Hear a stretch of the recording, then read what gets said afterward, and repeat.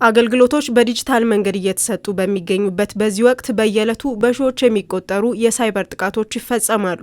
ጥቃቶቹ ዓለም በ2025 ብቻ ከ10 ትሪሊዮን ዶላር በላይ እንድታጣ ማድረጉን ጥናቶች ያሳያሉ።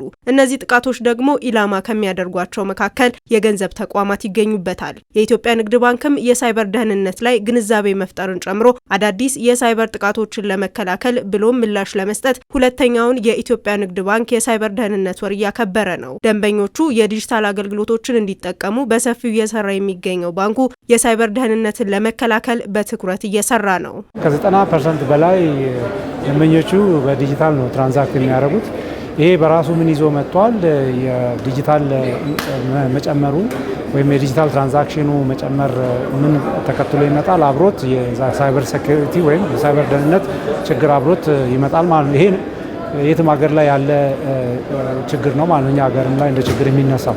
ስለዚህ ይሄንን የሳይበር ደህንነት ስጋት ለመከላከል ኢትዮጵያ ንግድ ባንክ ዘመናዊ ቴክኖሎጂው ታጥቆ የሰው አቅሙንም አጎልብቶ ከጊዜ ወደ ጊዜ በሰፊው እየሰራበት ያለ ነው። ካለፈው ዓመት ጋር ሲነጻጸር በባንኩ የዲጂታል አማራጮች የተደረገው ግብይት በ17 በመቶ አድጓል። ይህም ተጋላጭ ስለሚያደርገው የተለያዩ የደህንነት አማራጮችን ይጠቀማል። ባንካችን ከ2020 እስከ 25 የመጀመሪያ ምዕራፍ ዲጂታላይዜሽን ስትራቴጂውን በተሳካ ሁኔታ አጠናቆ ወደ ሁለተኛው ምዕራፍ ዲጂታል መሪ ስትራቴጂ በ2025 እስከ 2030 በስኬት ተሸጋግሯል። ይህ እንደተጠበቀ ሆኖ ባንካችን አብዛኛውን ግብይት በዲጂታል ግብይት የሚያከናውን ከመሆኑ ጋር በተያያዘ ለሳይበር ጥቃት ተጋላጭነቱም በዛው ልክ ከፍ ያለ መሆኑ ይታወቃል። በመሆኑም ባንካችን የሚሰነዘሩ የሳይበር ጥቃቶችን ከወዲሁ ለመመከት የሚያስችል አቅም በመፍጠር ላይ ይገኛል። በባንካችን ዲጂታል መሪ ስትራቴጂ ላይ በግልጽ እንደተቀመጠው ከአራቱ ምሰሶች መካከል ለደህንነትና ስጋት ንቁ የሆነ ባንክ መገንባት አንዱ ነው።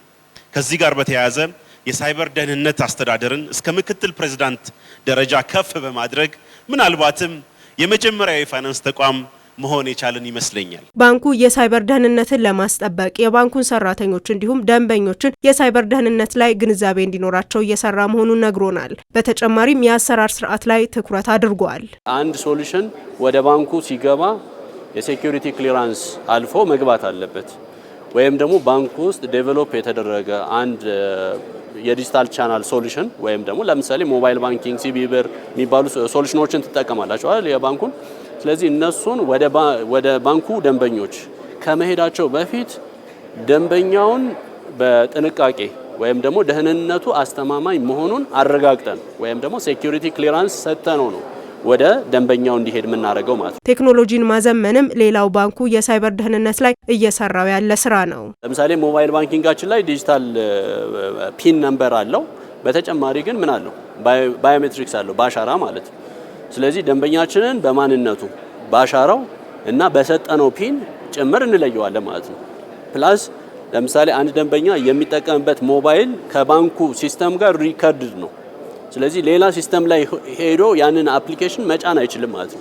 የግዴታ አክቲቬሽን ኮድ ምናምን ያስፈልገዋል። ስለዚህ ቴክኖሎጂ ላይ ቀደም የጠቀስኳቸው አሉ። አይደንቲቲ ላይ ዳታ፣ አፕሊኬሽን፣ ኔትወርክ እያልን በሁሉም ምናልባት አንድ የባንኩን ኢንፍራስትራክቸር ሴኩር በሚያደርግ መልኩ እንሰራለን ማለት ነው።